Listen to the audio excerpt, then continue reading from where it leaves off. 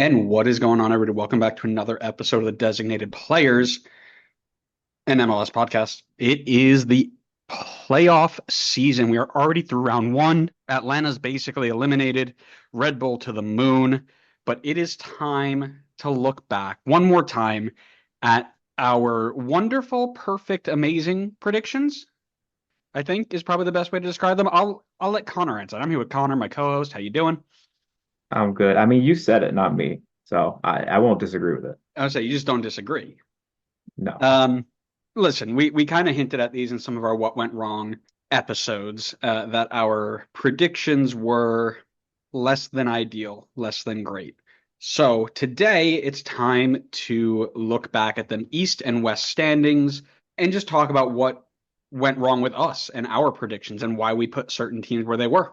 But we can't do any of that without going to Scarf of the Week. Connor, what are you rocking? Well, I know how much of a huge fan you are of this team, so I figured pay a little homage to you. So I brought out your favorite team scarf. Yeah. Super comfortable, great material. Made out of the infield dirt is in the liner. It might be. If it is, then send more infield dirt my way. Nice. It's made of the tears of Yankee fans. That's what it's made of. Oh, God, can you imagine only beating the Dodgers once? Couldn't be my team. Couldn't be my team. Gosh, must be so sad to be. Like I said, the only thing that's more embarrassing than losing to the Dodgers in two games or in six games is losing them in five. Yeah, and losing it like that too. Oh my God, the worst fifth inning in baseball history. I love it. Hook it to my The little veins. leaguers out there. Yeah. This is not a baseball podcast. It is a soccer podcast. So we That will was your daily Mets update. Now Daily the Mets season's over. update. Hashtag bring back Pete. For me, it's a team that we talked about being one that we need to apologize to. So we're going with Delos. Meet in the middle.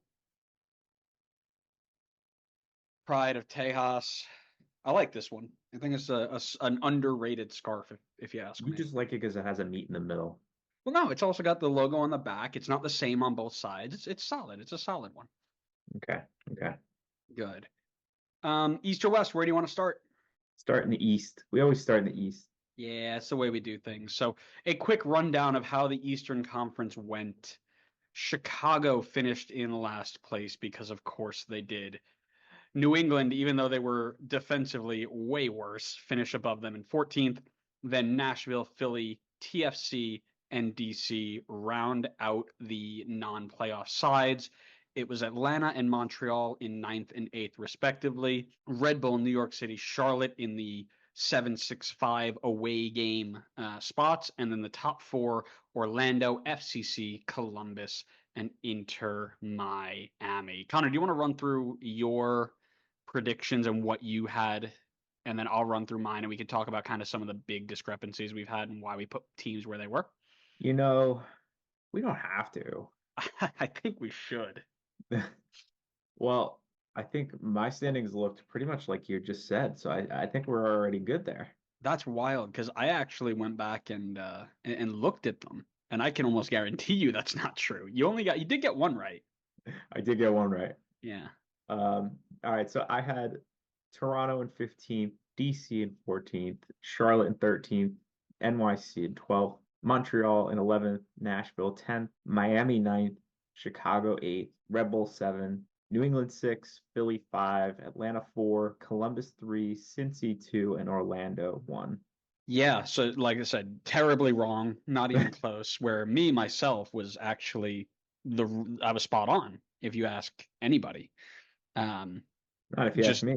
just don't look it up or ask Connor, and you'll be fine.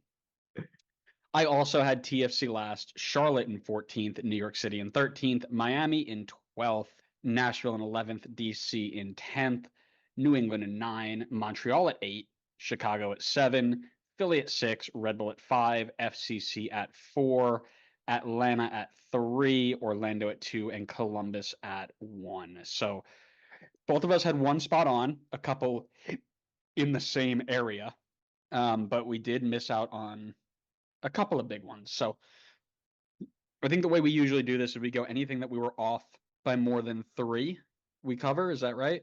Something like that. Yeah. Oh, wait, I got two spot on. I'm better than you. Listen, Yeah. we're So only one conference in. Just wait till the West. no, we don't need to talk about the West. We're okay. Yeah. So if we if we go by that logic, I think we're talking about every team. So let's just start at the top. Pretty much. Yeah, we'll start with TFC, and I will just jump here and say that my prediction was based off the assumption that both Italians were not going to be there. They had a terrible offseason window. They didn't bring anybody in to help out from them being terrible last year, and I thought that they were going to lose both designated players. So I had them finishing dead last, and not like Connor thinking they'd be the worst team ever, but I did have them finishing dead last. You can't pretend I was the one that made that quote when it's literally in recording that you were the one that made that quote. Listen, nobody listens to our stuff anyway, so there's no proof of I think there was a decent amount of downloads for at least that episode. that. And if there weren't, then there will be now. Which Um, episode is it? Should they go check it out? it's the not so deep dive for Toronto. Yeah, I mean, there's no point in checking it out now. The not so deep dive isn't really applicable anymore, but you could still check it out. It's a good episode. I think people Um, should just rewatch all of our stuff all of personally. it, every single one. There's going to be a quiz at the end of the class, so make sure to take notes as you watch them. Yeah, my assumption was based on pretty much what you had said as well. Like if Bernadeschi and Insigne left, like they were potentially rumored to, I think this team is 15th. I think they finished bottom of the East. They were only 7 points off of it anyway. And Bernadeschi was arguably their best player this season. So taking away their best player and another player who wasn't really on the field a ton, but when he was at least good enough, I think would hurt this team a lot. So I don't think it was a terrible prediction from either of us. At the end of the day, we still got it right that they'd miss the playoffs.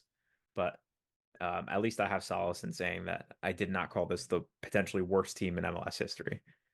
I see now if you said it about another team from this season, you would have actually been pretty spot on. You just said it about the wrong team. Well, listen, my bold prediction saved me on that one, so I'm okay. I'm good there. I got bailed out, but what we should do is get bailed out on Charlotte. I had them 14th. You had them 13th. They finished in 5th.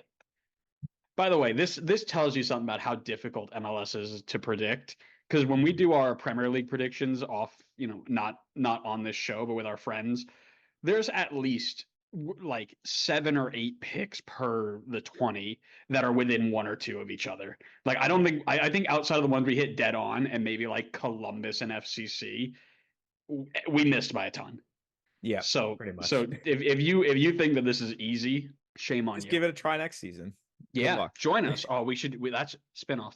Guest predicts the Eastern and Western Conference. Talk to me about Charlotte.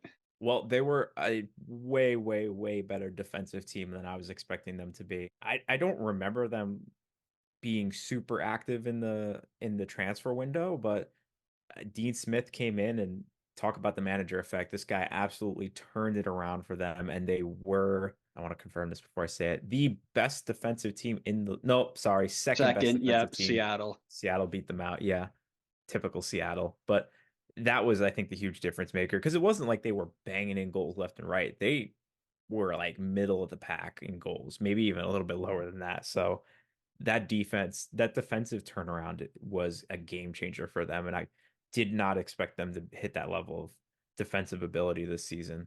Yeah, and spot on, right? I remember vividly being like, "Oh, you're running back with Addison Molanda and Andrew Privet, game over." And I think Kalina was like on and off hurt too. So like, oh, Dean Smith is coming into a nightmare, and he's gonna have to revamp and whatever.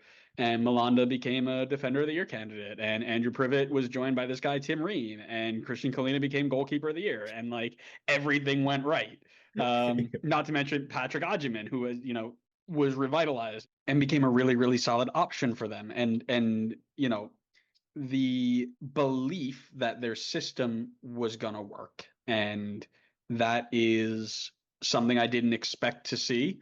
I wasn't thrilled with Dean Smith. I'm not gonna lie. Like I thought it was a good hire, but I wasn't sure it was gonna go. We knew how international managers fared. We knew that they are usually struggling at least in their first year, and he came in and made them defensively sound and believe in the system, and it was a good result for them, and they got their first first playoff win in club history last night against Orlando. No matter what no matter what vibes Taylor Twellman tries to kill.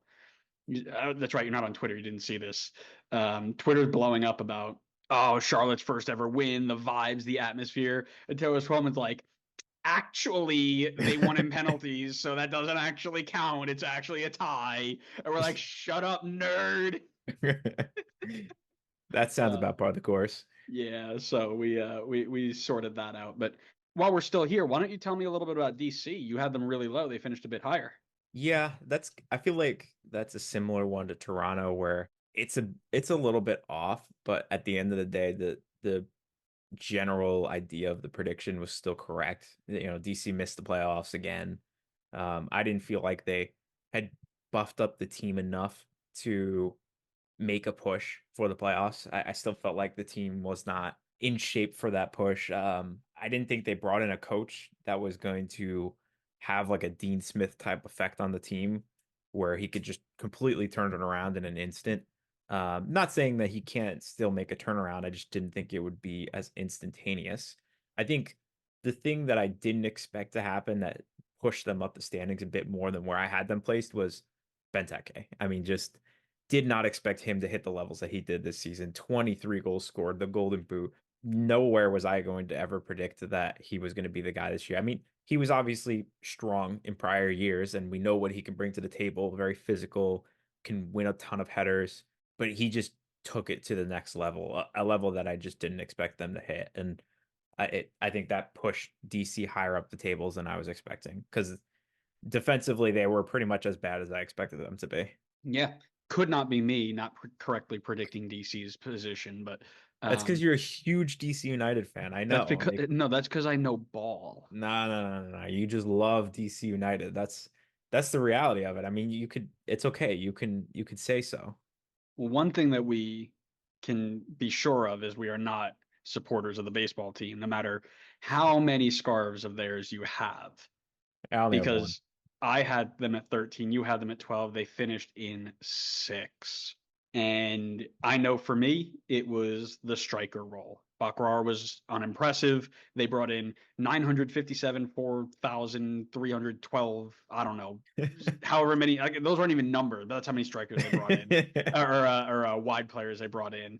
They were playing Tyus Magno as a false 9. It was a whole big nightmare. And the one thing I wasn't expecting was, well, twofold, right? Matt Freese to be goalkeeper of the year candidate because, Matt Freese to be snubbed of a goalkeeper of the year candidate, not even in the final 3. Ridiculous. Yeah, it's crazy. And the emergence of Alonso Martinez up top. So those two things were not in place because it was the year before it was Bakrar and it was Luis Barraza, who were both very subpar. So not expecting those two to step up and fill those roles really well. That was my shortcoming there. And luckily, they're going to go out tonight without winning a playoff game, and Red Bull will have one win before they go out. So we will win the year, and that's all that matters. Yeah, I'm in the same boat. I think the striker position was something that I did not expect to be strong for NYC. I thought it would hurt them. I think if they didn't have strong striker play this season, you probably would see them much closer to where we had predicted them. I think what Alonso Martinez brought to the table was massive for them in making that push into the playoffs. Yeah, I mean, believe it or not, I didn't expect the guy with 33 minutes last season to be a breakout 16 goal scorer striker for them. So based on that, I did have them drop down. And I feel like that's fair because I think if they went with Bakrar for the full season, you probably would see them much closer to where we had them finish because he was not great again. I mean, almost 1,400 minutes played and he had 4 goals. Great season from Martinez and a huge reason why they made that push into 6th. Yeah. And I don't think even their fans expected him specifically to break out. I remember doing our not so deep dive, and it was like we couldn't pick who to focus on because there were so many of them. I don't think Alonso Martinez's name came up. I think it was. I doubt it. Yeah, I don't think so. The only problem is I did make a bet in that video to say that I need to brandish that scarf at least once if they make the playoffs. So I'm gonna have to do that. I got a free one at the Derby, so I'm gonna have to hold it up and then throw it away. That sucks. That's good. You got to, yeah. I mean, you got to stay true to your bet. Yeah, no, listen, I'm a man of my word. I will not go back on that, but it will be painful. But not as I painful as having to face the messy, laden Inter Miami Twitter supporters who won the supporter shield after I said they were missing out and you said they were going to barely get in. I've said this before. They did what everybody expected them to do and play a ton of games without their star players. My bold prediction, I think I haven't gone back and count it, but I'm very certain it's true. They did not play more than 20 games together, the four Barca stars. I'm almost certain they didn't. What they did do was dig deep into their youth and their bench players and their reserves and grind out results. What was it? Nine games without Messi and 8 wins or something like that in a certain stretch. Like that sort of stuff was completely unprecedented and unexpected, and that is what threw me off. Like I think our predictions were correct in that they were going to have a ton of time without those players. They just played better than I thought they would have. I mean, I think we had to have some expectation that when they were going to be out on the field, they were going to be really, really, really good. And they definitely were. For me, I think the biggest surprise, and I'm going to give credit to Tata Martino, was, like you said, what they were able to get out of their bench. Like we knew they had depth. We talked about it. They were signing players left and right across last summer's transfer window and this winter transfer window.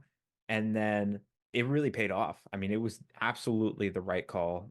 They needed to tap into that depth, and they did, and the depth stepped up. And I think that's a lot of credit should go to Tata Martino and the way he was able to get the most out of all the players on this roster. And even without Messi or Suarez on the field, he was still able to pick up wins, even if they weren't blowout wins. I mean, if you could find ways to get wins when those guys aren't on the field, that's huge. Because then when they are back, that's when you do start blowing out teams. I think we didn't expect the depth to step up as much as it did. And without the depth, they probably still finished better than what we predicted for them, but they'd probably be much closer to what we had thought. Correct. Well, Nashville, we both had missing the playoffs and they missed it, and we were relatively close, 10, 11. They finished 13. So not, and we talked about them in the what went wrong. So not too much to talk about there. Montreal, you had out and they got in. Let's chat. Well, I'm not too far off on that one. That's only 3 spots. Yeah, but it is out of playoff versus in. So yeah, Montreal loves to find a way to get into the playoffs when we probably have no business being in the playoffs.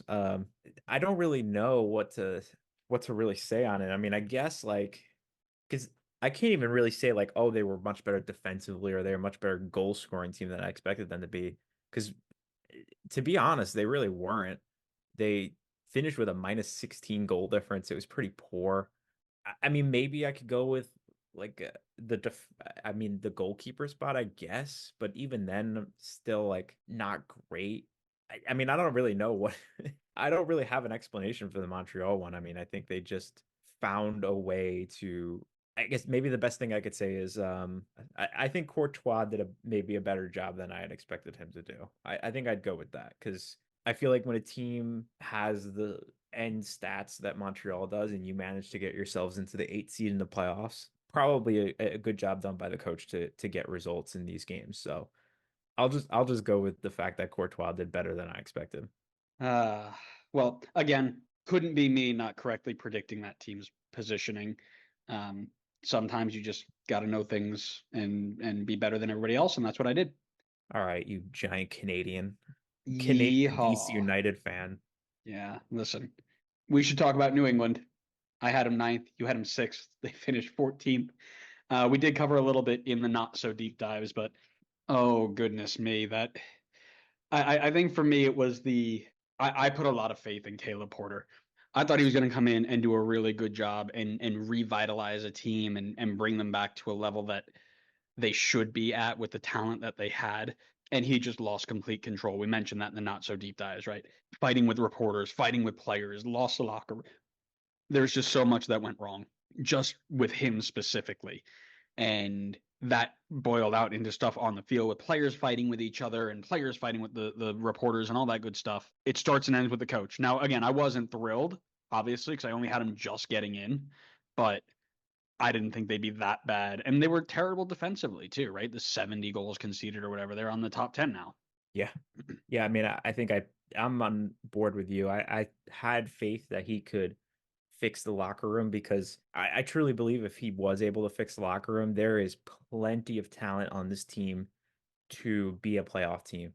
And so had Porter come in, fix the locker room, someone who has MLS experience and knows how to win, I thought they would do much better. Because I feel like the players on paper are a lot better than how they showed on the field. But reality was, like you said, couldn't fix the locker room. The problems continued. And if that's going to be the case, this team was going to fall apart again. And they basically just continued that spiral run that they had towards the end of last season. Like the only reason they made the playoffs last year was because they set themselves up so well prior to the whole Bruce Arena thing. And then once that happened, they just spiraled and it completely carried over into this season. So until they figure that out, they're probably going to continue to spiral. Yes. Yeah.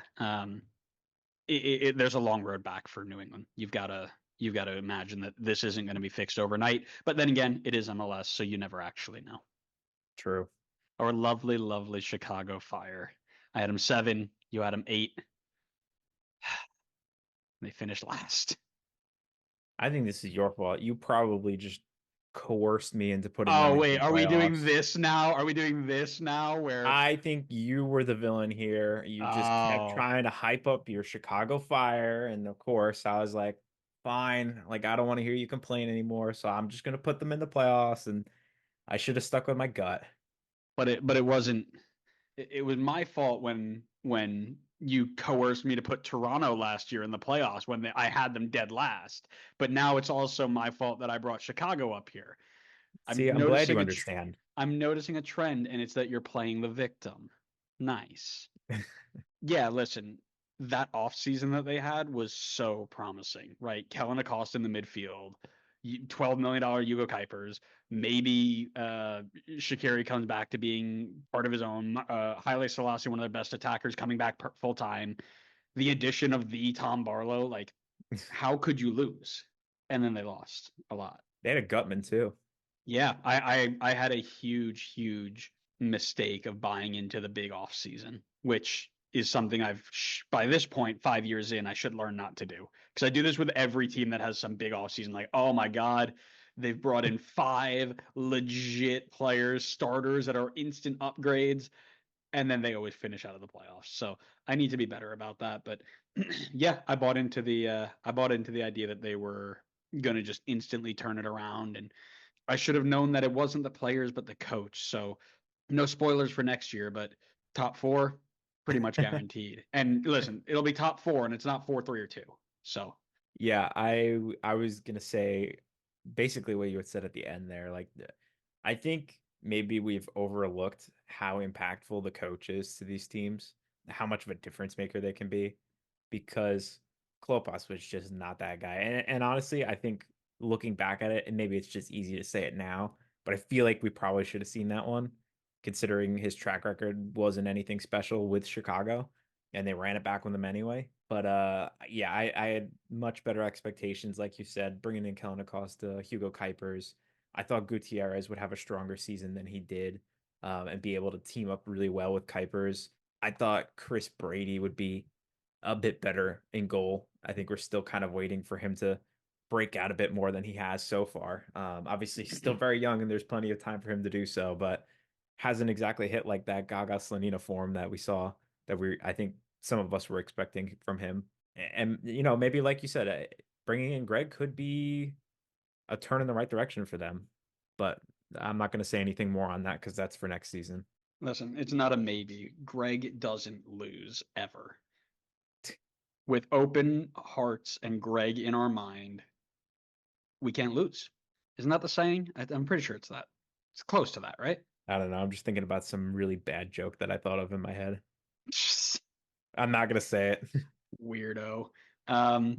What we should say are some things about the Philadelphia Union, who I had 6, you had 5. They finished out of the playoffs in 12. Talk to me. For Philly, I feel like we covered it a lot of it in the what went wrong that we did for them. So definitely check out that one if you want a little bit more details. But Some of the things that I had said for them was obviously missing half a season of Andre Blake is crucial. That is a big loss. There was just a lack of consistency with this team this year that I really didn't expect from them, because I feel like overall they've been a super consistent team year over year in terms of being a playoff team and being a strong playoff team at that. And then I think probably the biggest thing was just like I had said in the what went wrong, they were really missing the clutch gene this season. I mean, as was in the Tommy Scoops post, 27 points dropped from winning positions is huge. If you can cut that down in half, this team is easily in the playoffs. So finding ways to hold on to leads, it seems like there was a lack of mentality, strong mentality in the team this season. I don't know if that's something from Jim Curtin or if that's just a one-off year or something, but I think all of that kind of culminated in them missing out on the playoffs in very disappointing fashion. Yeah, I mean, I think when we do stuff like this, every conference has like one team that should have been good, got really, really injured, and then we're just a wash. And I think that was Philly this year, where when you don't have a 3-time goalkeeper of the year, when you don't have your center backs, and you don't have like impact players off the bench, you're gonna have a bad year. And you mentioned it. If you want to check out our deeper dive into what went wrong, go check out the What Went Wrong episode that we did last week. Yeah, it just dropped. And actually, lucky enough, every other team we were relatively close on. We both had Columbus high. We both had FCC high. We split there. I had them 1, you had them 3. They finished in 2. FCC, you had 2, I had 4. They finished in 3. Orlando, you had 1, I had 2. They finished 4. The only team left that we really need to chat about is Atlanta United, who I had 3rd, you had 4th.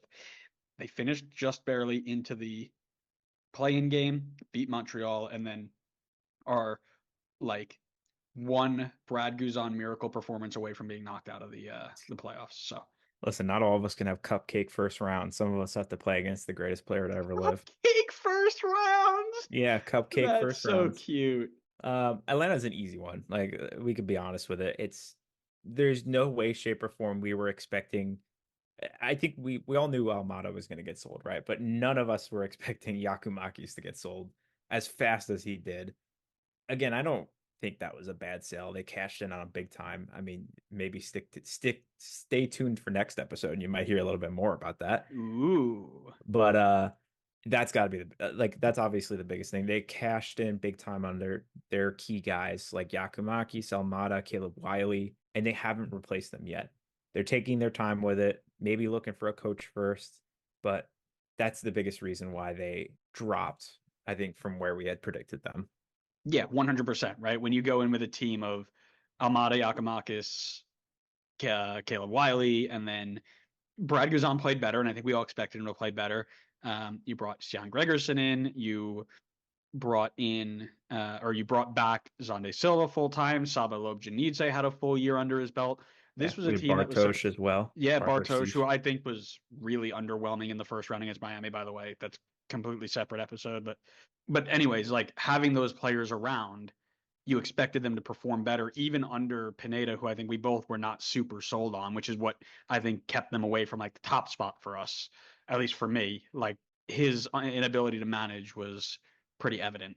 But yeah, once you drop them all off, now it's like, okay, well, we got to rely on the depth that you didn't have to try and drag you across the line. And I don't want to say it's a miracle you made it in. I think things happened well for you and what have you, but I'm just like, you don't need 9 teams in the playoffs. They probably shouldn't be there. Realistically, Red Bull shouldn't be in there either. Like, I think 6 is probably a good number from each conference.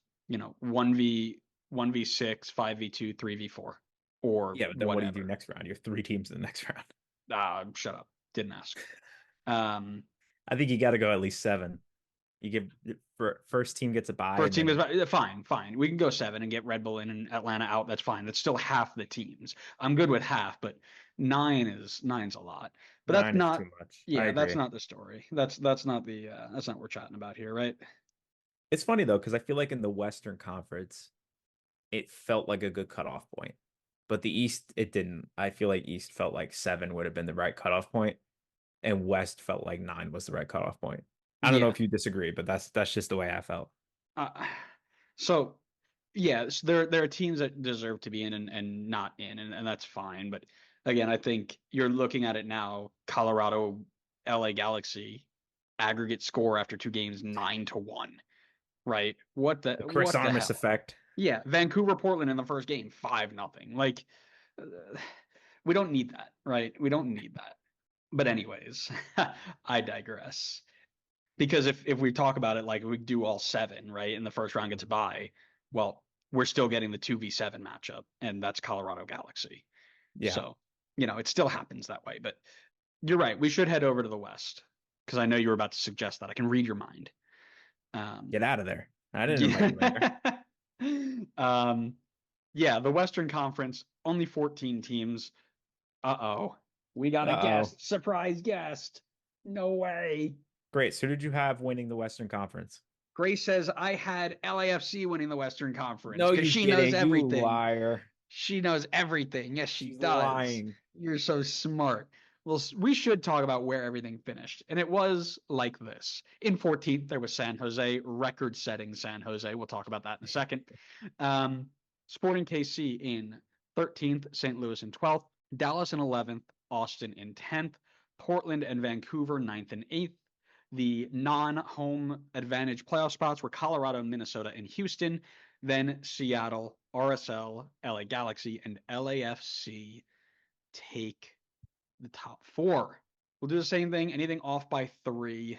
Oh, well, we should run through our standings first, and then we can. Oh yeah, people don't remember because we don't have as many religious followers as we should. But we'll get there. We're at 562 subscribers on YouTube, so kind of a big deal. And 560 of them are not religious followers of this podcast. Yeah, and we'll fix that. We'll get there at some point.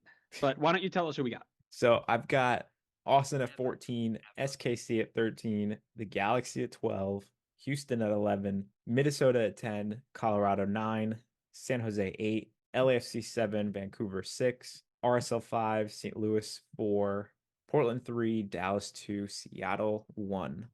Yeah, and for me, I had San Jose 14, SKC 13, St. Louis 12. Oh, wait. No, I didn't. I wish I did. Funny. Yeah. No, I had Minnesota 14th, Austin 13th, San Jose 12th, SKC 11, Galaxy 10, LAFC 9, RSL 8, Houston 7, Colorado 6, Portland 5, St. Louis 4, Vancouver 3, FC Dallas 2, and Seattle at 1. Lots to talk about here, but let's both start with Minnesota, who made it to the 6th spot. While I had them dead last, you had them in 10th. And for me, I remember this very clearly. They didn't have a coach to start the year. That usually doesn't end well. Mix that with the fact that their coach that was supposed to start the year quit 2 weeks before the season, and their interim to the interim coach was left. that was enough for me to be like, all right, this is not going to be a fun year in Minnesota. Also, enemies of the pod, like they get that. You have to. That was all it was for me. I remember that clearly, and I wasn't impressed with their roster build either. I thought that they were really midfield heavy, and they didn't have enough going forward or in the back to be competitive. But what do I know? What do I know? Not much, evidently. Clearly. I think they just have way more breakout stars than we had expected from them this season. And I think, Bongi Hlongwane is someone we obviously would have kept our eye on. We talked about him last year. Super strong year last year in all competitions. No way in shape or form, obviously, because he wasn't here at the start of the year. But I think even when we talked about him mid-year, neither of us expected Kelvin Yeboah to take off like he did since he's joined. He has been otherworldly for them. And then there was Tani Lawase as well, who had a much bigger year than I'm sure either of us could have ever expected from him. Only 10 starts and he got 8 goals, 5 assists just in the regular season. So very good production from him. And then even Robin Lurd as well. Lurd, you Lurd nerd. Obviously, I think we, both of us thought of him as a good player, but for him to have 20 goal contributions in the regular season is wild. I don't think either of us would have expected that from him or even expected him to be in that kind of role. So for them to kind of hit those levels from those players, I think was massive. You know who was very quietly disappointing this year? Timo Pukki. Yeah. 4 goals this year. I mean, I know he Yeah. didn't play a ton, but that's surprising. Yep, no disagreements there. That was also on my list. It was like, well, and here's the thing, right? You watch halfway through the year, they were trying to figure out all this stuff. Timu Puki wasn't playing. That San Bin, who they brought in as like an attacker, was playing right wing back. Like it was just a nightmare at the start. I was like, what are we doing? And then The they Ben put it all Olsen together. special. Oh my god, hook it to my veins. I feel like every team needs to have one Ben Olsen-esque player. Oh, Right. When when 100%. when when Into the Coronavirus do their like these 3 new rules, that's gonna be my proposal next time I'm on their show. Every team needs to have one player that plays completely out of position. Like doesn't have to be the Yeah, goalkeeper. Your goalkeeper be the same, but you striker at right wing back, center back at right mid, like something just insane. 100%. Yeah, I'm here for it. Um, Honestly, I think we were pretty close with the next two. So we had Austin in 13th and 14th. They finished in 10th. I think that's straight on. SKC 11th and 13th. They finished in 13th. One of us had San Jose 12th when they finished 14th. One of us had them in 8th. Let's talk. Who had them in 8th? That's Uh, crazy. That's crazy. I'll let couldn't have that been person me. speak. It Yeah, must I'll have been let that. Grace. No, Grace would never. Grace, come on camera. We're calling for you. Grace would never. Oh, I don't even know where to start. I think I rode the high of getting that bold prediction right last year from them, and I just rode that right into the season. I felt like on paper they looked good going into the year. I've still had a lot of talented players on there. Rodriguez was really strong in defense for them last year. You had Espinoza, he's a superstar in this league. You've got a Bobasi who knows how to score tons of goals and had a really strong year last year. Then they were adding on new pieces as well in the defense. You were bringing in Vitor Costa and guy I'm forgetting the name, Bruno Wilson, that Yeah. guy. And I thought that would aid in the defense. They brought in Pellegrino, who scored like a bajillion goals in Norway, and then they were rumored to Carlos Vela as well, which would have just been like the cherry on top. Plus, I think they even had a designated player spot open. So I thought there was good potential for them. I think they did get hit a bit with the injury bug, especially at goalkeeper, similar to Philly. They lost Daniel and Marcinkowski, so they got stuck with William Yarbrough, which that had a big impact on them this year. But I think even with Daniel, they probably weren't getting up to 8th. So there seemed to be locker room issues as well. And then that all kind of culminated in them being the worst defensive team in history. Legendary. Legendary. And then we got to talk about the LA Galaxy. You had them in 12th. I had them in 10th. They finished in 2nd. Good Lord, that was a bad one. And this is, by the way, for those of you who are new here, this is always how it works. I'm in South Carolina. Connor's up in New York. We're both Eastern Conference fans, and the Western Conference is just way too late for us. So these are just straight out of the dark here. Yeah. And yeah, that's that's the way it's got to be sometimes, but we move. I think just no way, shape, or form did we expect their. I guess it's kind of twofold, right? Like, I think we expected their attack to be better than their defense, but I don't think we expected the attack to be as good as they were. To have 4 players on your team with over 15 goal contributions is insane. Gabriel Peck hit levels that neither of us probably combined could have expected. He absolutely took off this year. Joveljic finally showed what we were expecting from him to do last year, and then he kind of failed at that. And then I feel like the biggest thing is the defense. Like we had talked about it, we looked at that team, we're like, this team is going to be garbage defensively. They're going to be a wreck. The reality is they just weren't that bad. I mean, they weren't a top defensive team, but they only conceded 50. Like that's easily going to be able to put you in contention when you're scoring 69 goals a year. Like Nice. nice. So yeah, I mean, I think Vanny did a really good job. They brought in good pieces, and those pieces I think outplayed what we even expected from them. And then defensively, John McCarthy was phenomenal this year. He was fantastic for the Galaxy in goal, and I feel like the experience from some of these guys actually paid off a little bit in the back line. So it all culminated in a strong, really strong season for the Galaxy. Yeah, well, and you hit it on the head, right? Like our biggest issue with this team, and we did it with our not so deep dives, was this team defensively is going to be a nightmare, and we hit them hard for it. And you can say whether that was true or not, but one of the things that our guest corner of the galaxy mentioned was, you don't have to worry about it if your attack is that good. And we were like, yeah, you're right. But, Puig hadn't hit those levels yet, and we weren't sure about Payne, so we weren't sure about Peck. I don't even know if they were signed at that point. I think those were like rumors when we were doing that episode. And they came in and they were the first team with 4 10-plus goal scorers, and Puig was, I should have predicted this too, right? Because I predicted Puig MVP last year, which of course means he was going to do it this year. He's not winning MVP. It's well, okay. he's not even, but he had those numbers where it was like, oh, maybe, and that was important. So, yep, we slept on him for sure, but won't do that again, hopefully. I don't know how you could have predicted that Peck was going to hit the levels that he did. He was coming off like a 12 goal contribution season with 15th place at Vasco da Gama, and that was his best season yet. And then he comes into MLS and drops 28 goal contributions. Like, how are we supposed to see that coming? If you knew ball. Clearly we don't. Which we do not. No, we do okay. not. Speaking of ball, Benny Ball, I believe you have an apology to offer because of the disrespect you dropped on Benny Ball's name.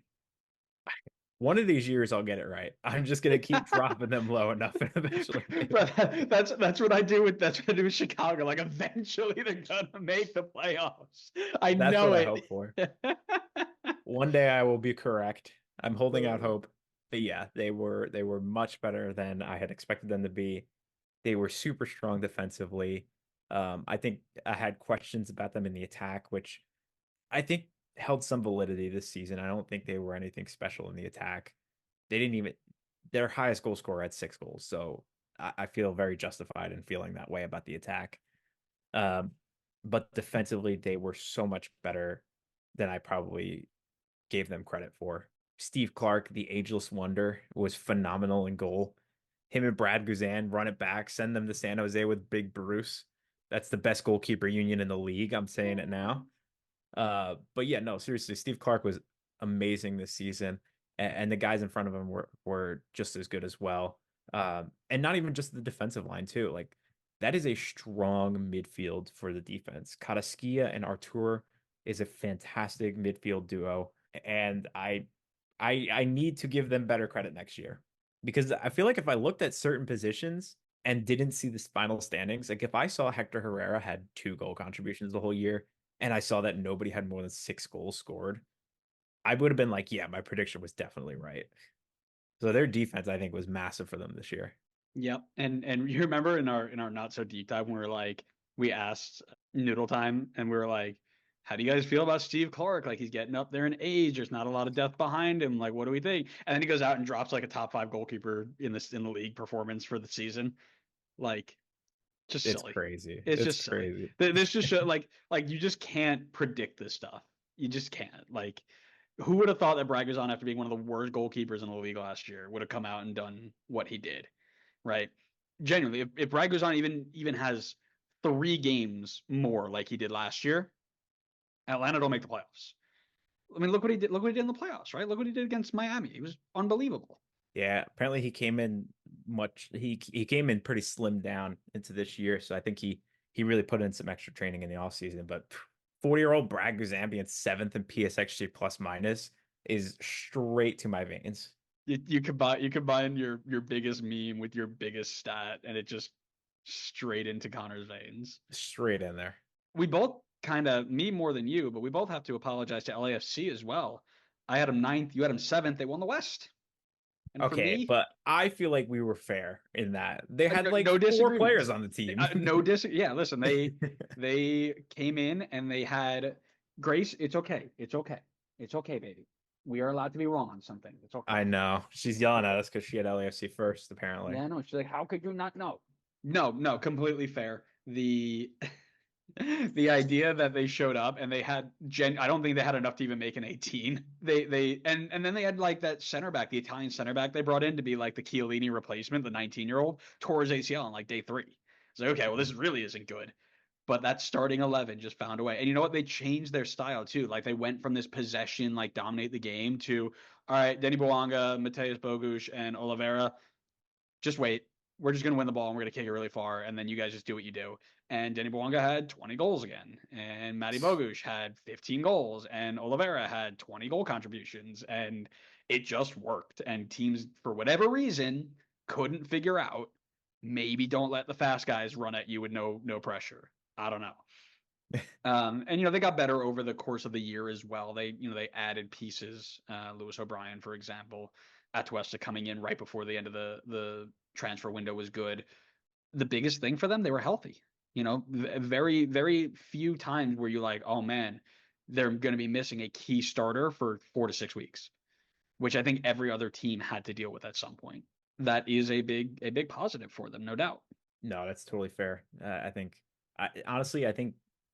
you probably look over the fact that they were so healthy, like you had said, which is kind of incredible in this, considering how many games everybody has to play. Well, and that's the thing, right? You assume that at least 1 or 2 starters are going to have some long-term injury, right?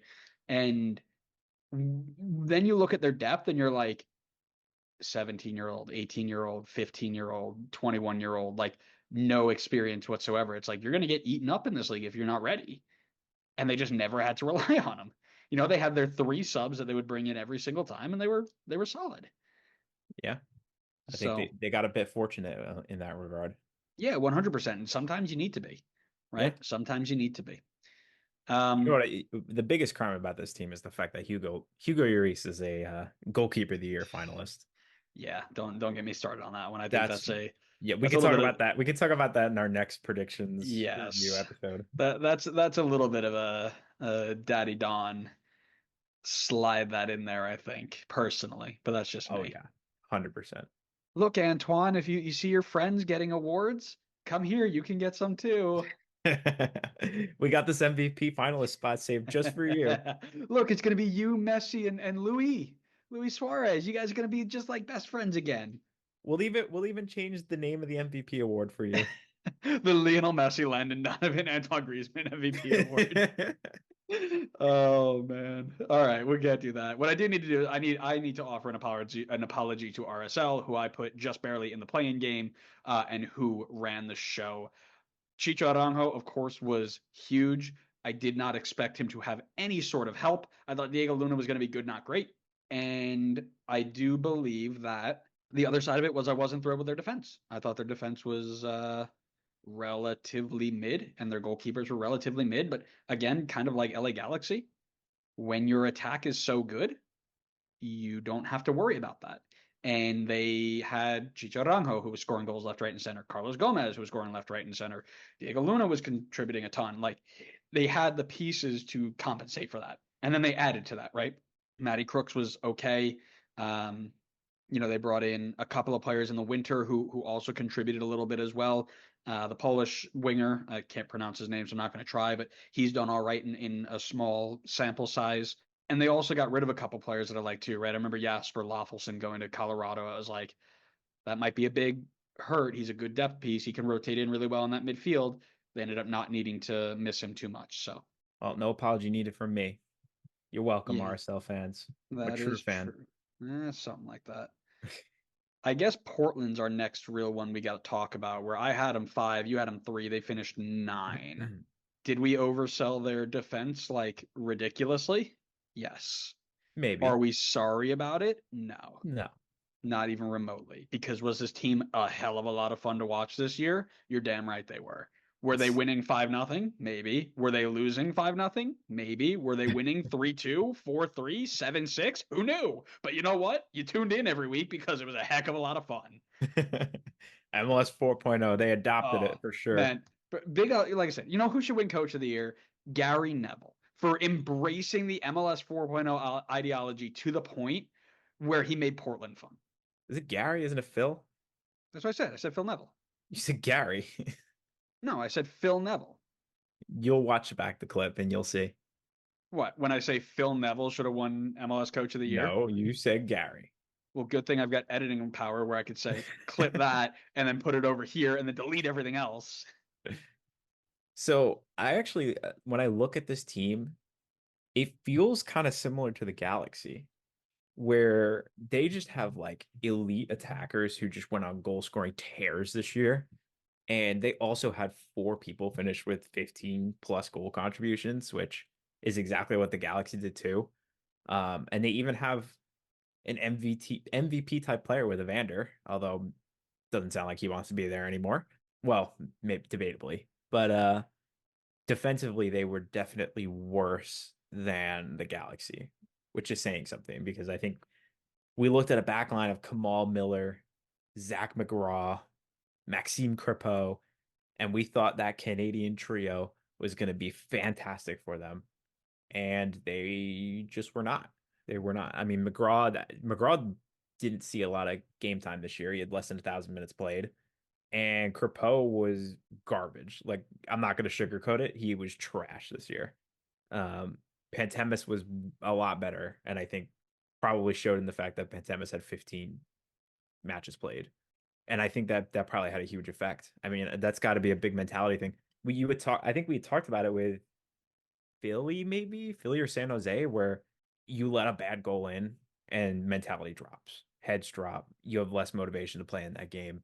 I feel like maybe that could have been the case for Portland because they certainly scored enough to be in where we had predicted them. Yep. Well, and that was the thing. We overhyped that back line ridiculously. I mean, to the point where Maxime Crepeau was benched for their playoff game against Vancouver. Now, granted, that didn't go so hot, but when you don't even trust the guy that you spent as much money as you did to bring in, Kamal Miller didn't start that game. The Zach McGraw didn't even make the bench in that game, right? You get to the end of the year and these 3 guys were like, these are going to be lockdown defenders for the entire year. No, 2 of them don't play. One of them came in halfway through the season or halfway through the second half. Like, that's terrifying. And again, you had those attackers that you were mentioning, right? I mean, Jonathan Rodriguez came in at halfway through the year and put up almost 20 goals, right? Evander had 15 goals and however many assists, like MVP level, conversation. Even Felipe Mora. I mean, how many times do you hear Felipe Mora's name this year? Barely. In any conversation? None. He had 14 goals. I know. Like, It's how crazy. ridiculous is that? Like, and that's the thing where it's like, and then you have Anthony who's got 7 goals. You've got other wingers contributing 7 goals here and there. Like, that attack should be top 5 at least. And here they are barely getting in because they can't keep a ball out of the net. Shocking. Yeah, agreed. Yeah. Yeah, we both had St. Louis at 4. Not great. I think we both expected we both expected a regression, right? But maybe not that far. And we were talking about it with STLsoccernews.com that I don't think anybody expected them to repeat at the top of the West, but man, oh man, I thought it was insane how far they fell. But again, we talked about it in the not so deep dives, right? Or in the what went wrong, where you did the same thing as me. listen, you're rubbing off on me. What can I say? That their system got figured out. They completely regressed back to the norm in terms of underperforming what people expected of them, right? No golden boot contender. I think what was the numbers that we said? They over exceeded their expected goals by 20 last year, and here it was like over 3. So, you come back down to the norm, and then your defense is not nearly as strong as it was last year. It's gonna hurt you, and that's what we see here. Well, that and like nobody could score. I mean, like their highest goal scorer had 5 goals this year. That's crazy. That's even worse than Houston's. Yeah. I mean, I don't want to take away Andrew's thing here, but like, you got to kick the ball through the white post things in order to win games. And this is true. I feel like they needed a more dominant goal scorer. And I think we were starting to see that a little bit towards the end of the year. I think their additions were good. I think the last thing they need to do in this upcoming offseason is I shouldn't say the last thing, but one of the things they need to do in this upcoming offseason is to beef up that defense. And I feel like they have the attackers there. I think they have good attackers, that have a little bit of experience now and showed good flashes. I don't think they're super far away from being able to compete in the playoffs again. Maybe that's a hot take. I don't know, but maybe I'm spoiling a little bit for next year too. But I at least see like a path forward for them as opposed to some other teams. Yeah, and I think they I agree with you. I think they come back somewhere in the middle there. They probably won't get top 4 again, but they'll be okay. I like the way that they ended the season. I think they'll come back all right. Vancouver letting us down again. I had him third. I had him third. You had him sixth. They finished eighth. Bought into the Brian White, Ryan Gauld thing, and when they got hurt and didn't play, they were not very good. I am begging for a year where Vancouver just isn't mid. Like I just want them to be so much more fun than they are. And like they go into playoff games and beat teams 5-0, but they can't beat the big guys. I think that's where they fail. They don't really have. They're starting to build a better team where they can compete with the big guys, but they haven't beaten them yet, for the most part. So I think what was the LAFC scoreline? I think that like the last 5 games they played against LAFC, they've given up like 16 goals or something like that. Like they just get beat up. So just be better, guys. Come on, I wanna brag about you guys. It's hard to be better when you have one striker on your entire roster. Yeah, but he's like he makes Erling Haaland look like Tom Barlow. He's good when he's out there, but it's like the minute he's hurt, that's it. You have nobody there now. False 9 Brian Gauld, I guess. Give him some help, Bring in Tom Barlow. I'm sure he'll be available. Reunite. That'd be something. That'd be something, wouldn't it? You'd be Vancouver's #1 fan. I would. I totally would. I feel like we maybe only have one left to talk about. We do here, and it is our friends. Let's talk about both of them because we both had a team to win the West and they didn't. So we should talk about what happened. But we both, and this is the one that everybody's been waiting for. We have to apologize for FC Dallas, the team that we put the podcast curse on this year. Every time there's one, and this one it was Dallas. You got a double host putting you in second in your conference just to finish outside the playoffs. We talked about it a lot on what went wrong.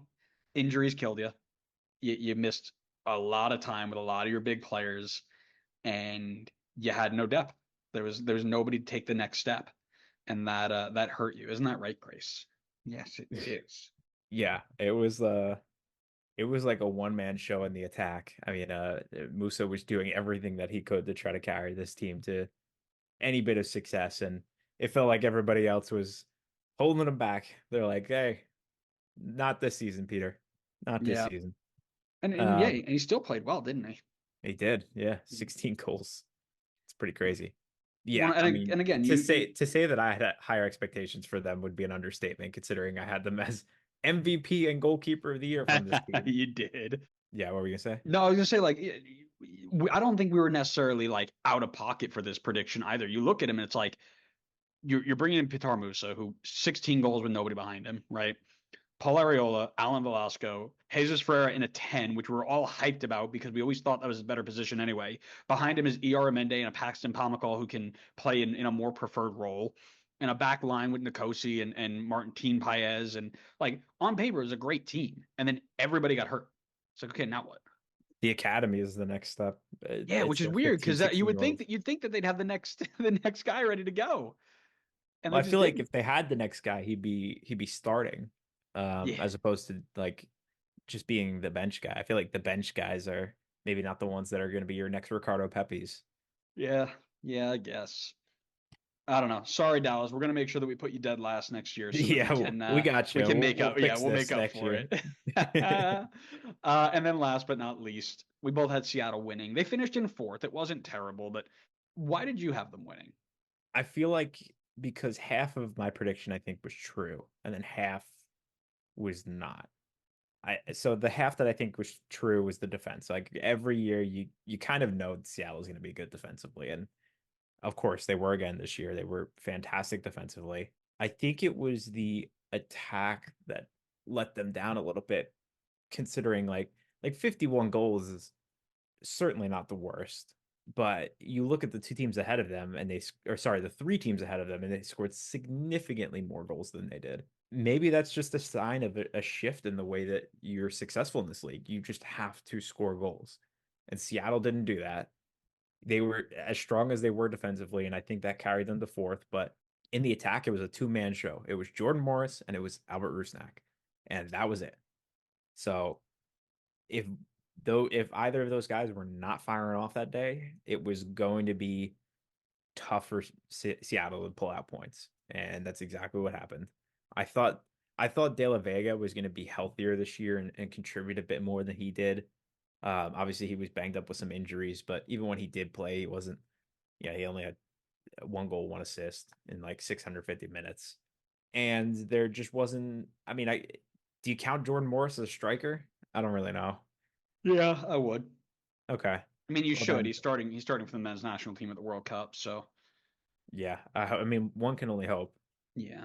Um, but yeah, I just think I thought they'd get more out of their attack than they did, even though Rusnak had a fantastic year and Morris was solid as well. Yeah, 100%. And like I said, I think we both expected them to be really, really solid defensively. We thought that they had really decent starting 11, right? Nuhu on the left, Roldan on the right, Roldan in the middle, Gomez and Reagan and Stefan Fry, and then De La Vega comes in, and they don't know where they're going to play him, but it'll be good. He'll be fine. They'll figure it out.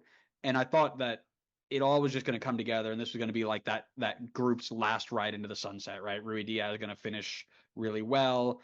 Leo Chu, I thought was going to be way better than he was, and I think is he gone now? Did they move him on? No, he's That still I'm there, not but sure. I remember there were rumors that he'd be moved on. But then maybe he got hurt. Yeah, he got hurt.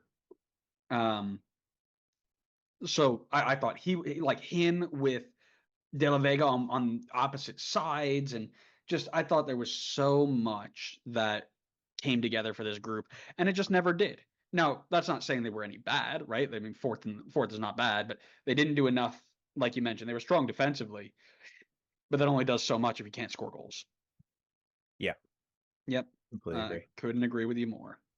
I hate that. I hate agreeing with you. We'll fix that on the next episode. But thanks everybody for listening or watching. We hope you enjoyed it. Make sure you go and follow us on social media so you can get all of our clips and interact with us. That's on Twitter, Instagram, YouTube, and TikTok, even though we don't post on Instagram anymore. So don't worry about that one. And then make sure you follow us wherever you get your podcast, when the next episode goes live, which will be a tier list of the most influential outgoing transfers in MLS history. So we're going to take the top 15 most expensive, no free transfers, most expensive, and we're going to rank them based on their influence out of the league, how they raise the notoriety of the league, things like that. So make sure you follow us for that, and we will see you next time on the next episode of the Designated Players and MLS podcast. See ya.